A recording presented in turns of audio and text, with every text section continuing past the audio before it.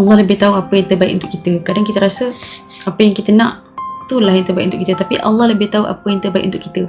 Allah ni maha mengetahui. Pengetahuan Allah amat luas, sedangkan pengetahuan kita ni sangat-sangat terbatas. Kalau lah kita rasa sekarang ni ada benda yang kita nak dan benda tu kita rasa mungkin yang terbaik untuk kita, boleh jadi kalau kita terima, benda tu boleh menghancurkan kita.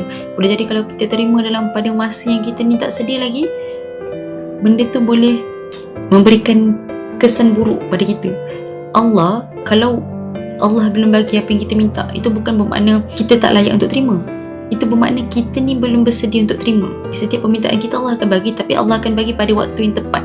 Dan waktu yang tepat tu menurut Allah. Sebab kita ni tak tahu pun bila waktu yang tepat. Walaupun kita rasa macam inilah waktu yang tepat, inilah sebenarnya aku minta sekarang, inilah aku perlu dapat, orang lain dah ada, aku tak ada lagi.